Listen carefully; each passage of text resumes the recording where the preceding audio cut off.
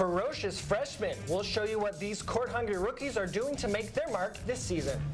Controlling cancer. BYU men's basketball coach Dave Rose put the full-court press on the deadly disease. And frog food. The TCU Horned Frogs dined on the Cougars at Cowboys Stadium, and the Cougs have a bye week to try and work out the kinks. I'm Brian Gurmit. And I'm Brianna Carr. Don't fumble that remote. It's time for the Tube.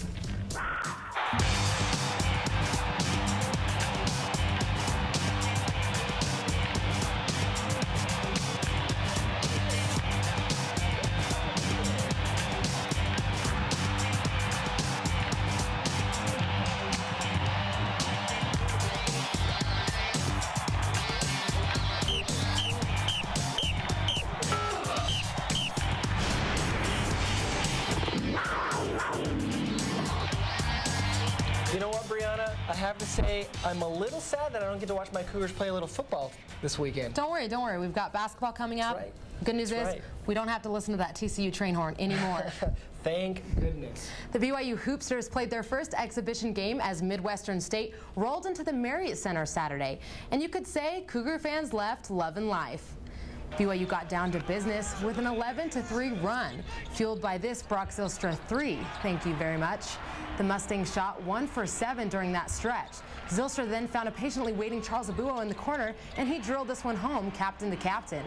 With 3 minutes left in the half, the Mustangs cut the lead to 7, thanks in part to Michael Lloyd Jr. Remember that guy? He had 13 points and 4 assists in his return to the Marriott Center since transferring last year. BYU came out on fire in the second half with a 10-2 run, never looking back. The Mustangs made it interesting toward the end, cutting the lead to less than a good 20 points. But the Cougs cruised to a 91-74 victory. If you're going to the game against Dixie State tonight at the Marriott Center, you might notice more than just a few youngins on the roster. CougTube reporter Blake Tillotson got to know this year's freshman class. They're called freshmen for a reason, right? Fortunately for the Cougars, this year's rookie class is ready to contribute. Replacing last year's gymmer time with 9 newbies seems like a long shot, but that is exactly what Coach Rose is asking. You know, we need a couple of these freshmen to really kind of, rise up and find their spot to really help this team. Regardless of how talented this year's freshman class may be, BYU fans can only hope they'll consistently hit shots from here, and here, and here, and oh yes, we all remember what happened from way back here. Our system is such, that if you have an open shot to take it, and so I know I can hit down those shots. For South Carolina native DeMarcus Harrison, getting accustomed to BYU is about more than just hoops. Yeah, I'm enjoying myself here. There's a lot of friendly people. It's the weather, something to get used to. Like today, just waking up in the snow all on the mountains, it's pretty crazy. But I'm really liking Utah so far. The cold air can only mean one thing. It's time for Cougar basketball. From the Marriott Center, Blake Tillotson, CougTube. Well, DeMarcus, you better get used to that snow because it's here probably until April. Tonight, 7 p.m. Dixie State tip-off is the Cougars' final exhibition game of the season before heading up to Logan for next week's matchup against the Aggies. Without Jimmer and Jackson this season, you may think the BYU basketball ticket office is in panic mode. But as CougTube reporter Christina Silly tells us, that may not be the case. Brianna, basketball marketing is going to rely on a great product on the court and a fun atmosphere to draw fans to the Marriott Center. This basketball season, we won't be seeing any of this at the Marriott Center.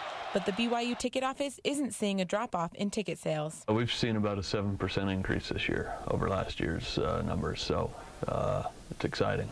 A lot of fans bought their season tickets at the end of last year when the team made its first Sweet 16 appearance in 30 years. I think everybody came to the games last year, saw how exciting it can be when it's a full house and wants to be a part of that. They may not have Jimmer anymore, but basketball marketing feels confident that the team that is on the court and the feeling at the Marriott Center will get people to the games. It's a great team. It's a great bunch of guys. And we'll use the same strategies. And even last year we focused on the team and on how great they are and how fun they are to watch. Hoops says that students drove a lot of the excitement at basketball games last year, and if students keep coming, they're expecting a great season. What we can control is the environment and the atmosphere and the fun, and I think when people did come last year, they they saw that it was fun. The bottom line, as long as the team keeps winning, fans will keep packing the Marriott Center. Last season ended with 8 home sellouts, so the ticket office wants to continue filling every seat this season. BYU's first home game is Tuesday, November 15th against BYU Hawaii. Brian? BYU basketball fans are aware of head coach Dave Rose's winning record, but there is one W in his book that means a bit more than just a basketball game. CougTube reporter Whitney Wanacott takes us inside Coach Rose's battle for survival. With 4 Mountain West Conference titles and 3 Mountain West Coach of the Year awards, Dave Rose is one of the best basketball coaches in BYU history. But in his 4th season as head coach, Rose received news that could have had him sidelined for the rest of his life. This really just knocks the wind out of you. I don't know how else to describe it, but literally my knees buckled. Doctors diagnosed Rose with pancreatic cancer, which immediately turned his thoughts to his highest priority. Our family now will be kind of changed forever because we will now be a family who has to deal with cancer one way or another. The shockwave hit more than just his wife and kids. It rippled out into his basketball family as well.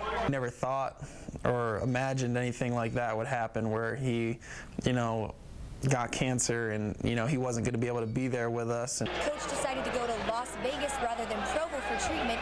He said he didn't want his players to lose focus on their game. We were praying for him and hoping that, things would get better. Coach Rose says he thanks the players. He says they're one of the many things that have made it so he is alive today. Coach is in remission, but his fight against cancer never takes a time out. Since that day, every day that I have with him is a gift, and we really try and take advantage of that time. Rose says each day is still a battle, but it's a battle he wants to fight for his 2 families. Thanks, Whitney. Coach Rose is a great example of strength on and off the court. Hopefully the road to recovery will be a little easier with thousands of Cougar fans rooting for him. The BYU women's basketball team dominated and defeated Western Oregon in an exhibition game last night in the Marriott Center.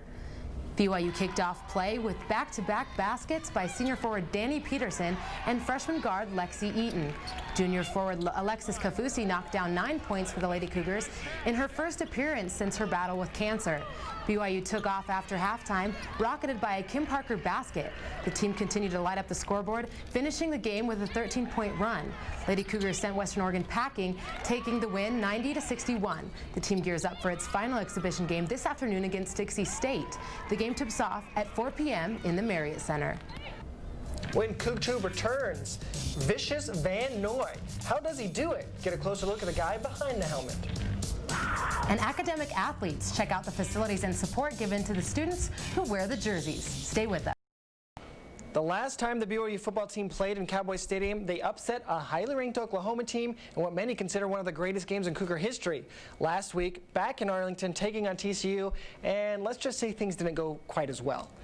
Riley Nelson looking for his 4th straight win as a starter, but you can't start off much worse than this. Second play of the game, and Sky Dawson is left wide open.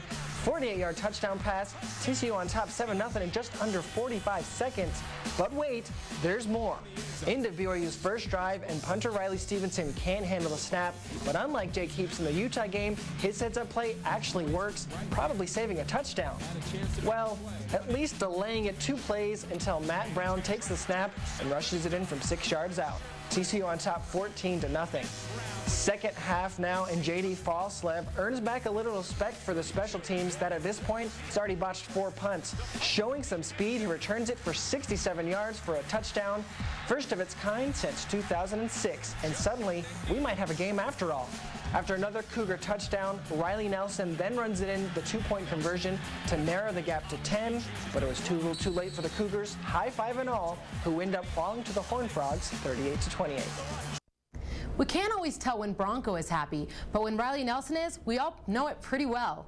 After a much-needed 2-point conversion against the Horned Frogs, Nelson was so happy he high-fived the line judge. The poor guy raised his hands to signal the score when Nelson took advantage of it. Mendenhall said he had never seen anything like it before, but he loved the intensity of the moment. The Cougs may have lost on the big stage, but sophomore J.D. Foslev still hauled in an FBS Independent Special Teams Player of the Week award. But not only that, his 67-yard return for a touchdown was so good that he also brought in the National Punt Returner of the Week award from College Football Performance. One Cougar who has already pounced on these awards several times this season is linebacker Kyle Van Noy. His name is in virtually every category of defense statistics. CougTube reporter Devin Dewey met him on the field to get to know more about this Cougar powerhouse. Kyle Van Noy takes football very seriously. He works hard both on and off the field, and that hard work sure pays off. I mean, once you cross those white lines, you turn into a different person, and it's a good thing. Brings out the best in you.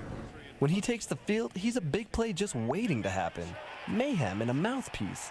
However, his stellar play impacts more than just the guys in the other colored jerseys. For more of what Kyle does, is leader by example, and does a pretty good job of it. Makes a lot of plays, and I think the guys have recognized that he makes a lot of plays, and especially in critical situations.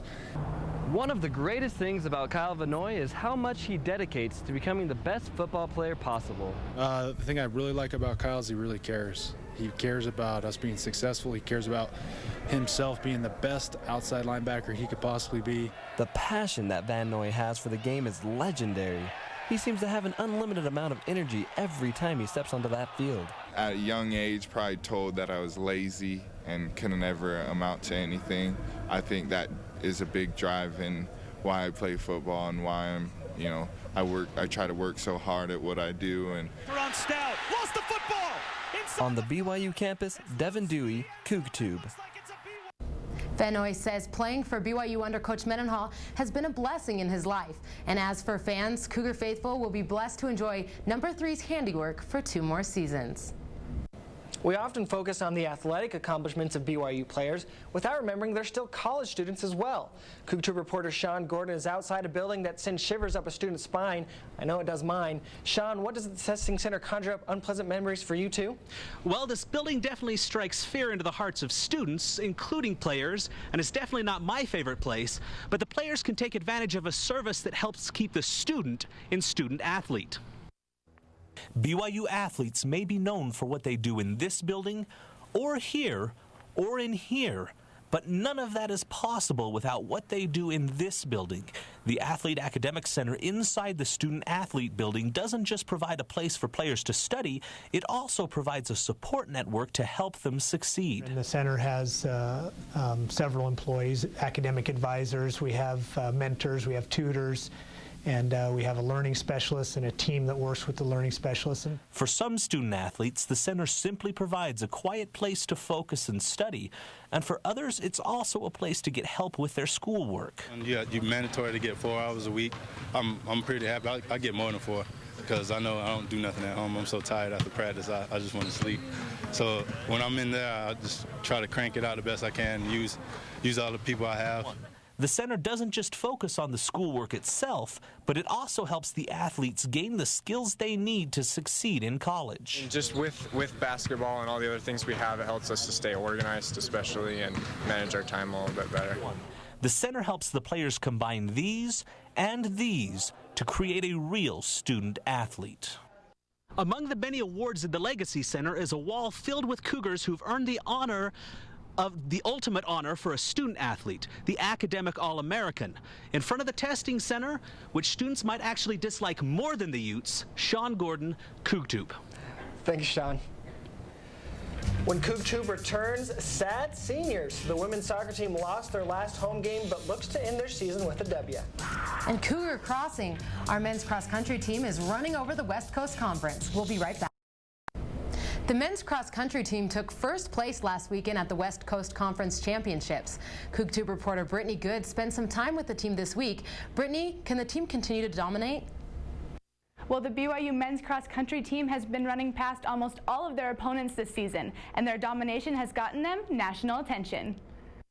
Well, currently we're ranked 3rd, which would be our highest finish since I've been coaching here. Leading the Cougars is senior standout Miles Batty.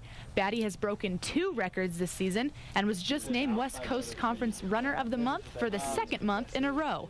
Coach Eyestone says Batty is an example to his teammates. He serves in a leadership capacity, obviously, because the guys see him run, see the way that he's able to manage his life with school and all the other various aspects of social life and whatnot, and the tremendous work ethic and confidence that he has, and they can kind of mimic that same sort of skill set. So what is the secret to Batty's consistent success? I know that as long as I go out there, run my hardest, and run my race, nothing bad's going to happen. I'm going to be able to hold strong and finish as well as I can. So I think a lot of it's just about being positive and concentrating on what you can do instead of what you're afraid won't happen. And hopes are high for what the team can do this year at Nationals. We're hoping to go in well prepared and running the best strategy possible for our team to come out with a top 3 performance. And if things break the way we would like to see them fall, then maybe they come away with a national championship. The next cross-country meet will be right here in Provo next Saturday. It's the last chance for Miles Batty to set another record before going to the NCAA championships. Brianna, back to you. Thanks, Britt. The women's volleyball team showed Loyola Marymount Lions who the real king of the jungle is when they beat them in a nail-biter. The Cougars breezed by the first 2 sets, but then lost the next 2. It came down to the 5th set, and senior Christy Carpenter killed it with a kill. She would finish the night with 13. Sophomore Jennifer Hampson had her 10th double-double of the season with 14 kills and 10 digs. Add in Catherine Lecheminat with a career-high 10 kills, and you've got a Cougar victory. The Cougars are on a 3-game winning streak and hope to make it 4 against San Francisco. The women's soccer team fought to keep their 4-game win streak alive, but on Saturday night, in the 34th minute of the second half of the last home game of the season, Alyssa Magracia brought those dreams crashing down. 3 different Cougs recorded at least 2 shots, but the Toreros' goal would be the only one of the game. BYU got a great performance out of senior goalie Mackenzie Olsen. She racked up 5 saves, increasing her lead as BYU's all-time saves leader to 274. The Cougs are 10-5-3 this year and finish up their season tomorrow at St. Mary's. When Coug 2 comes back, we make our fearless predictions, and you'll see what I do to Brooke's stellar record. And it's a beautiful day outside today, but don't let the nice weather fool you. It's going to get cold, wet, and snowy this weekend. I'll give you the details from 11 Game Time Weather.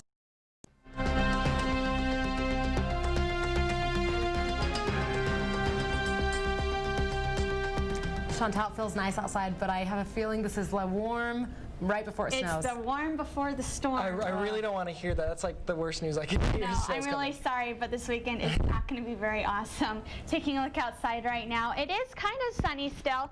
We are seeing some increasing clouds though, and it is pretty breezy outside actually. And we are seeing those southerly winds kicking up before the storm gets here. And we are actually going to be getting about 60-degree temperatures today. But by tonight, it's actually going to be cold and rainy. Currently right now, it is 52 degrees, humidity about 35%, and it will be dropping before that moisture gets here. We can be seeing some gusts actually at about 25 miles per hour today before that storm gets here. And tonight, well, about 6 o'clock it should be getting here. It'll be raining, but before midnight, it should be changing to snow. And we actually have a winter weather advisory 6 p.m. tonight into noon Saturday. The valleys can be seeing 1 to 4 inches of snow sticking to the ground this time. Benches about 4 to 7 inches of snow as well. And that snow, we can't even be seeing a couple more inches tomorrow evening. So if you guys, but there is good news besides all this bad weather going on. Good news, our football team doesn't have to brave the wet and cold, and there's that basketball game inside, so we don't have to be worrying about that either. If you guys even need more good news to keep your spirits up, well, I can say happily, it is a boy. And it will be, and he's kicking up a storm also. I think he's pretty excited tonight for the basketball game also. So you can see this storm is actually very dipping down low. That's where we're getting our warm southerly temperatures beforehand. But by that time the storm gets here, it's going to be very cold. Southern Utah, you guys will be seeing mostly rain, not really snow out of this one. Temperatures about 67 degrees, dropping down into the low 50s, raining mostly on Sunday. And for tomorrow, it'll be 52 degrees, Monday into Tuesday, 52 to 57. And for northern Utah, well, we're going to see a lot of snow. Friday, increasing clouds. Snow rolling in tonight into tomorrow, 39 degrees. Sunday also seeing some snow, but by that time it'll be changing back into rain in time for Monday, 38 degrees. to 43 by Tuesday. So Brooke and Brianna and Brian, excuse me, it looks like you guys probably want to stay in this weekend because it's going to be snowy. Back to you. Thanks, Chantal, and congratulations. It's time for everyone's favorite part of the show, predictions. Last week, the reporters had little faith in our Cougars, but as it turns out, those of us that picked BYU added a loss to our record. As for Kansas State and Oklahoma, well, Chantal picked the wrong team yet again. The reporters have snagged the #1 spot with a 13-3 record. The Cougars may be taking a break this week, but we aren't. For this week's games, we have South Carolina versus Arkansas, which should be a good matchup between two top 10 teams. Everyone is going for South Carolina except for me. I'm going with the Razorbacks. And this game, the game of the week is #1 LSU versus #2 Alabama. We've got Brian and Chantal going for LSU, and the reporters and I are making the smart choice and going for Bama. LSU defeated the Crimson Tide last year, 24-21, but it's Alabama's turn this year. They have the home turf advantage, and I don't think they're going to give it up to LSU. You know what, Brianna, I think I'm going to have to disagree with you. And Brooke, who is actually homesick today, I think she's going to be happy with my LSU choice. I know Chantal isn't, usually win, but I think she's going to win one. I know. If Brian's picking LSU, I think I have a pretty good chance that I'm actually going to get one right. Well, I think Christina and I only have 2 words for you guys. I think our 2 words are roll tide. Roll tide, baby. Well, we'll see about that. I don't know. I don't know how you can pick against a coach who eats the grass on the field. That's just so crazy that he's got to win.